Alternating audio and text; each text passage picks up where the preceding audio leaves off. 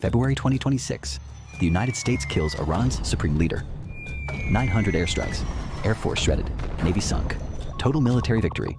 4 weeks later, oil hits $126.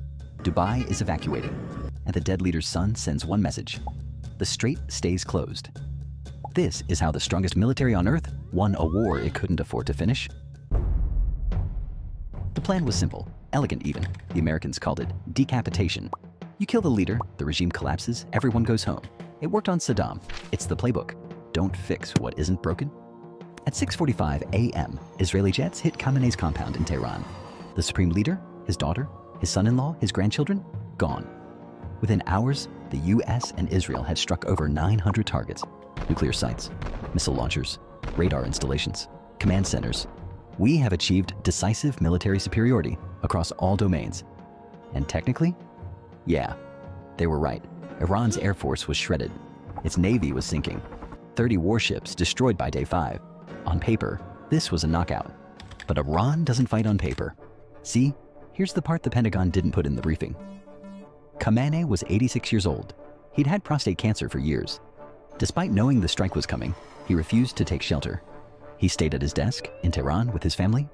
He was prepared to die, and perhaps even sought it. And in Shia Islam, that's not a defeat. That's a martyrdom. The blood of the supreme leader has made every Iranian a soldier. This is now jihad. Within 48 hours, the Iranian military had decentralized command. Every region had its own orders. Every cell had its own targets. You can't decapitate what no longer has a single head. But the cruelest irony? The city's getting bombed. Tehran, Isfahan, Tabriz. These were Iran's most educated, most progressive populations. The people most likely to support regime change from within. The religious hardliners willing to fight until the last breath. They're in the mountains, untouched. America destroyed its potential allies and turned everyone else into an enemy. Good job, guys. Really nailed it. Within days, Iran didn't just hit back at America. It hit Dubai, Bahrain, Qatar, Kuwait. Why are you attacking us? Don't you see that sign?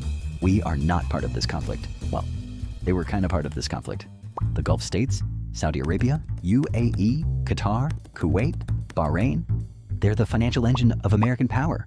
They sell oil in US dollars and invest that money into American stocks, American bonds, American tech companies. It's called the petrodollar system. It's the invisible scaffolding holding up the American economy. They host American military bases. They opened their airspace for the strikes on Iran. Neutral is a word for press conferences, not for war. So Iran's strategy wasn't random. It was surgical. Hit the 5th Fleet headquarters in Bahrain. Hit Aramco's oil refinery at Ras Tanura. Hit Dubai International Airport, one of the busiest in the world. But the genius wasn't in what Iran blew up. It was in what it exposed. These Gulf cities are miracles of engineering.